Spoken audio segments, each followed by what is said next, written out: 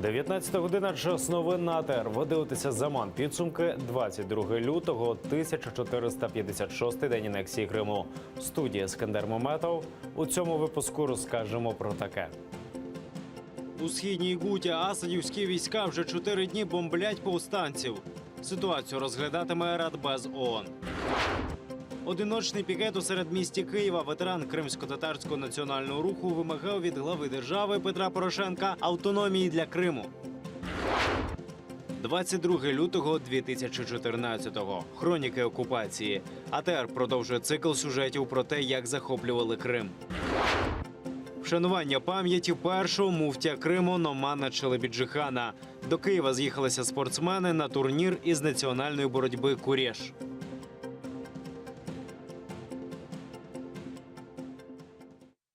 Росія відповість за порушення морського права через анексію Криму в арбітражному суді ООН. Суд визначить суму відшкодувань. Про це заявив міністр закордонних справ України Павло Клімкін. Він додав, що українська сторона у позові свідомо не називає суму компенсації, адже Росія продовжує порушувати права України. Як відомо, відповідний меморандум про порушення Росії Україна подала у понеділок. Серед них використання природних ресурсів на території окупованого Криму, видобування нафти на шельфі Чорного моря та нищення культурної спадщини. Оскільки Росія продовжує порушувати права України, відповідно Росія за це заплатить. Суму визначить арбітраж, сума буде дуже значною, оскільки це стосується порушень прав України і в Чорному морі, і в Азовському морі, і в Керченській протоці. Стан прав людини в окупованому Криму піднімався на засіданні ОБСЄ у Відні. Про це розповів глава Меджлісу народних депутатів України Рефат Чубаров. Українська делегація налічувала 7 людей. У засіданні брала участь і країна-агресор Росія. Зимова сесія важлива тим, що основні питання, які обговорюються, виносяться у резолюцію, зазначив Чубаров. Сесія триватиме 2 дні. Мы пытаемся, чтобы ОБСЕ не только не уходило от решения вопросов, связанных с оккупацией Крыма, а делаем все для того, чтобы дать этому процессу второе дыхание. Украинская сторона подготовила резолюцию, которая касается оккупированного Крыма, состояния с правами человека, положения крымско-татарского народа. Присутствовали представители российской стороны, но они, как всегда, молчат и только тщательно записывают все то, что говорилось. Я кримський татарин, громадянин України. З таким плакатом кримський татарин Сервер Караметов вийшов на одиночний пікет на Майдані Незалежності. Він вимагав зустрічі з президентом, аби розповісти про репресії у Криму та нагадати президенту про його обіцянку запровадити кримсько-татарську автономію. Ветеран Кримсько-татарського національного руху 76-річний Сервер Караметов обгорнувся прапором України. У руках тримає плакат «Прошу зустрічі з президентом. Корінний народ Криму вимагає автономію». Каже, вийшов на Майдан, щоб президент виконав свою обіцянку. На цій площади мене лично, я здесь в 2013 году був на Майдане, и лично мне он говорил, что обязательно это будет Крым автономный. Но кроме этого он уже 4 года вообще ничего абсолютно не делает. И не хотят, по-моему, делать. Вот за это я приехал с Крыма. Пікет привернув увагу перехожих. Люди запитували про Крим та фотографувалися з Сервером Караметовим. Висловлювали свою підтримку кримським татарам та національній автономії. Потрібно щось вирішувати з цим питанням. Тому що я сам стикався з кримськими татарами, які втікали звідти сім'ями. Тому що це народ України, такий, як і українці. І такі ж самі люди.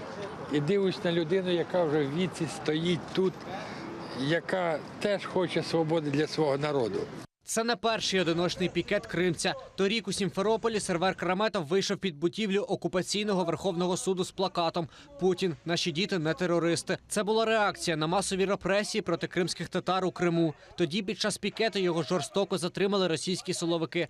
Проти чоловіка, у якого хвороба Паркінсона, склали 2 протоколи. Він відсидів 10 днів у СІЗО за опір співробітникам поліції. Тебе мало, да? Да ничего, никуда не пойду. Да никуда не пойду. Никуда. Не трогайте человека. Не пойду. Чего вы старика дергаете? Больной человек. Чего вы не трогаете больного? Ты что? Больной человек, ты не видишь? Отпусти меня. Отпустите. Отпусти меня. На основе чего забираете вы? Вы совершаете преступление, ребята. Азов! Тебе как раз надо. Вы будете отвечать за это перед законом. Сервер Караметов своїм пікетом вкотре хотів нагадати президенту України, що затягування у вирішенні питання про надання кримським татарам національно-територіальної автономії у складі України неприпустиме. Віктор Пономарьов, Альдар Ісматов, Заман, АТР. Станом на цю годину президент України не зустрівся з Сервером Караметовим. Апеляції щодо учасників одиночних пікетів на окупованому півострові підконтрольний Кремлю Верховний суд Криму сьогодні розглядав скаргу Рустема Троша на рішення суду першої інстанції про штраф у 10 тисяч рублів. А засідання окупанти перенесли на 26 лютого. У цей день мають допитати поліцейських, які приїхали на місце одиночного пікету торік, 14 жовтня. У цей день у різних містах Криму відбулися понад сотню одиночних пікетів. Кримські татари вимагали зупинити цькування співвітчизників. Окупанти кваліфікували одиночні пікети як масовий мітинг і оштрафували понад 80 його учасників на загальну суму більше 1 мільйона рублів. В ходе разбирательства возникли некоторые несоответствия фактических обстоятельств дела тому, что было отражено в материалах. Соответственно, судья отложила рассмотрение до 26 числа на 15:00 и будут вызваны в суд еще свидетели. Помимо участкового, который составлял протокол об административном правонарушении, еще будут вызваны работники органов. Слідчий комітет Росії відмовився порушувати кримінальні справи за фактом смерті Веджія Кашка. Про це повідомив адвокат Ніколай Полозов. За його словами, він оскаржуватиме цю постанову. Если нам предоставят эту возможность в соответствии с законом, естественно, мы ознакомимся с тем, что содержится в них, и уже тогда будем мотивированно обжаловать это возбуждение дела и настаивать на его возбуждении, потому что и родные Веджия, и я убеждены, что это не какой-то несчастный случай, а абсолютно целенаправленно совершенное преступление. Веджія Кашка пішла з життя торік, 23 листопада. У цей день силовики влаштували затримання Бекіра Дегерменджі, Асана Чапуха, Кязіма Аматова і Руслана Трубача. З ними також була Веджія Кашка. Під час затримання їй стало зле, дорогою в лікарню вона пішла з життя. За словами Ніколая Полозова, рідні та близькі переконані, що Веджія Кашка померла не через хворобу серця. Ми продовжуємо цикл сюжетів хроніки окупації Криму. Отже, 22 лютого. Український парламент усуває Януковича від президентства. У Ялті зібрався Євромайдан. Севастополь зустрічає Беркут з квітами і вигуками «Слава!». У центрі Сімферополя закликають до лав самооборони, а в Керчі тітушки напали на євромайданівців. Яким запам'ятався день 22 лютого 2014 для Криму? Далі без коментарів. Пример государственного переворота. Вчера я имел разговор с президентом России Путиным. Я никуда не собираюсь уезжать в страну.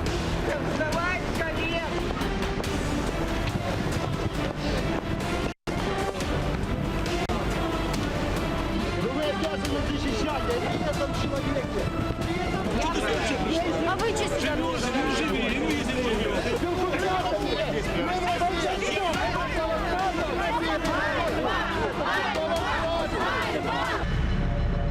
Севастопольская рота милиции особого назначения «Беркут» задачу по охране общественного порядка в городе-герое Киеве выполнила полностью.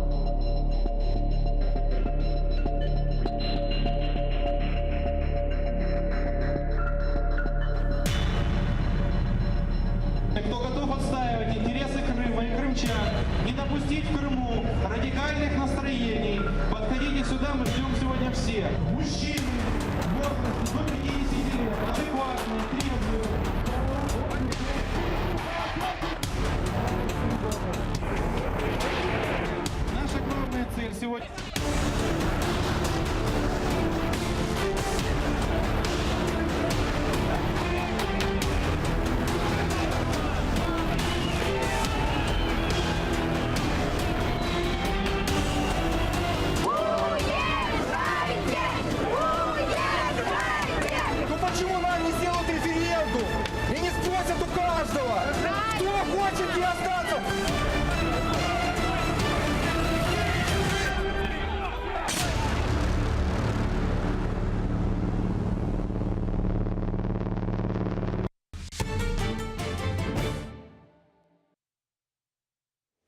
У ці хвилини розпочалося засідання Ради безпеки ООН щодо обстрілів мирних жителів у Східній Гуті у Сирії.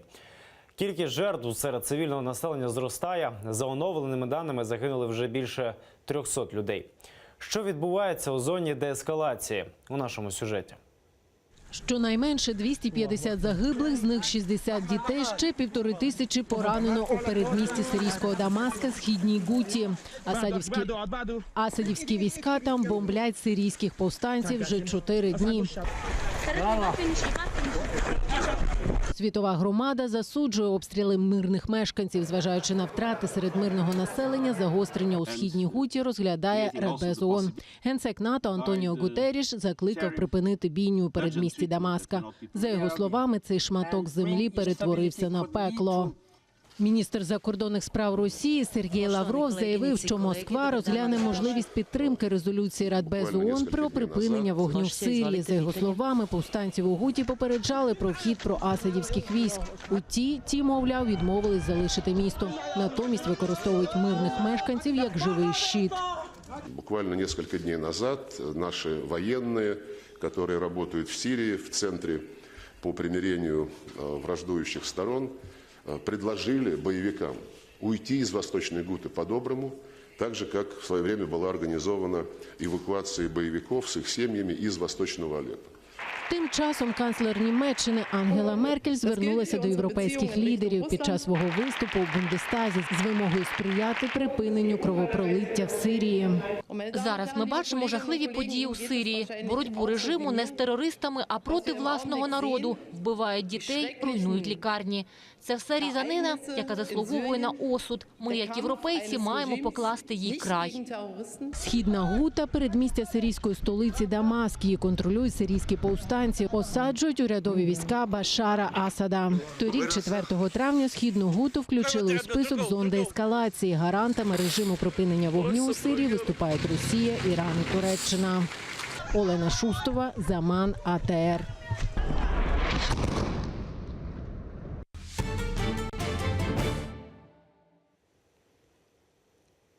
Продовжуючи цикл сюжетів про кримсько-татарську мову в Україні, ми вирішили з'ясувати, як її вивчає кримсько-татарська молодь. Наші журналісти поспілкувалися із студентами Таврійського національного університету імені Вернадського, вишу, який через окупацію Криму перебрався до Києва.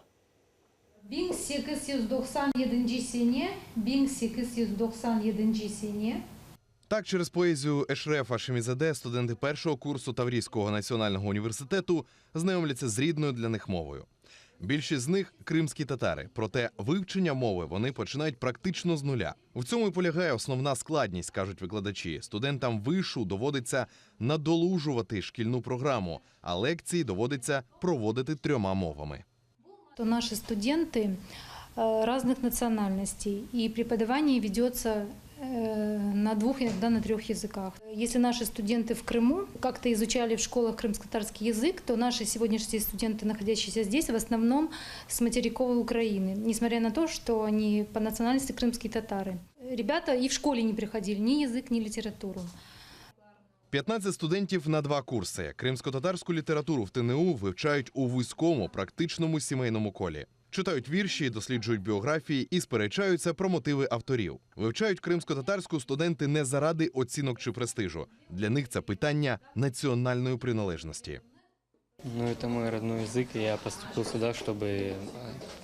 у меня владение им не очень сильное, и чтобы улучшить его и вывести его на высокий уровень, поступил на эту филологию. Раньше, когда в детстве окружение было, вот знаете, больше дедушки, бабушки, с ними и язык был на уровне. Потом, когда их не стало, когда общение с ними прекратилось, тоже язык стал теряться. Відстала на ціле століття. У Меджлісі кажуть, за роки незалежності України кримсько-татарська замість того, щоб дорости до рівня державної, повернулася в своєму розвитку у довоєнний період. В вопросах крымско-татарского языка больше, наверное, разговоров, нежели дел. И именно, наверное, в силу этого за 20 с лишним лет независимости Украины крымско-татарский язык подошел к черте, за которой, в общем-то, уже считается, причисляется к языкам, исчезнувшим по списку ЮНЕСКО. У підсумку Україна може втратити унікальну мову, знання якої відкриває шлях до розуміння багатьох інших. Починаючи з 17-18 століть, всі, хто знайомився з кримсько-татарською мовою, цей самий елемент і підкреслювали. Якщо ти знаєш гарно кримсько-татарську мову, принаймні 12 мов ти можеш розуміти. Організація «Крим Алієси», 2 виші і курси. Освоїти кримсько-татарську у Києві можна поки що лише тут. У більшості випадків подібні мовні класи створюють небайдужі кримські татари, що були змушені залишити півострів після анексії. Неповторну і самобутню кримсько-татарську мову, попри байдужість до неї держави, прагнуть зберегти для молодого покоління, а отже, дати їй шанс на майбутнє. Іслям Пінка, Тетяна Сулій, Заман, АТР. Завтра відбудеться турнір з національної боротьби «Курєш», присвячений 100-річчю загибелі Номана Челебіджихана. Це перші за роки анексії змагання, організовані Кримською федерацією національної боротьби. Національний вид спорту кримських татар нараховує більше 3000 років. Про історію «Курєша» та підготовку спортсменів до змагань у сюжеті Віктора Пономарьова. Це Еюб, багаторазовий чемпіон Криму з Курешу, готується до змагань. У цьому йому допомагає Февзі Мамутов, чемпіон Європи з греко-римської боротьби. Еюб живе у Старому Криму, займається курешем понад 5 років. Каже, боротьба загартовує дух та виявляє сильнішого. Куреш ти починаєш боротися одразу в захваті з розчетом 50/50, шанси суперника равны, уже в опасном положении. Из-за этого это красивая борьба тем, что она бросковитая, красивая, зрелищная борьба получается. Попри те, що Февзі Мамутов займається греко-римською боротьбою багато років, куреш для нього невід'ємна частина життя. Зізнається, навіть у своєму виді спорту використовує прийоми з курешу. Моим коронным захватом является так называемый крест. Это захват, когда одна рука твоя снизу, другая сверху его руки. Смысл куреша заключается тоже в этом же захвате, только ты держишь человека за пояс. Куреш у перекладі з кримсько-татарської боротьба. Це національний вид спорту у кримських татар. Спортсмени повинні тримати один одного за пояси і таким чином намагатися кинути суперника на спину. За традицією переможець отримує барана. Історик Гульнара Бекірова каже, завдяки цій боротьбі визначали найсильнішого та найвпливовішого. Для того, чтобы сохраниться, нация должна выдвигать, так сказать, на арену сильных, крепких мужчин, которые способны бороться. И, конечно же, подготовка воинов, подготовка людей, которые в состоянии были отстоять государство, честь женщины, честь нации. Вот это всегда было как бы во главе угла борьбы куреш. Востаннє турнір, який організовувала Кримська федерація боротьби «Куреш», відбувся 4 роки тому у Криму. Сьогодні національну боротьбу розвивають на материку, каже президент федерації Ленур Ислямов. Школи з курешу вже функціонують у Генічеську та Херсоні.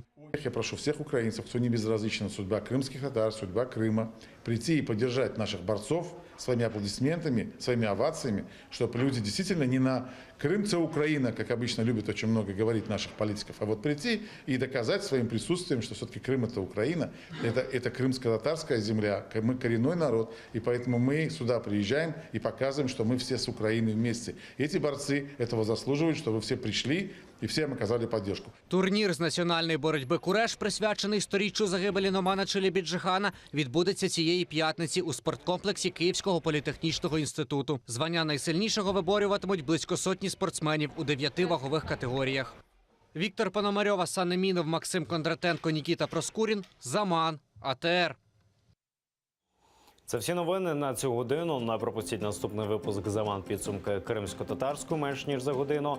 Зараз на АТР програма «Акшам» із Любомиром Ференсом. Будьте з нами.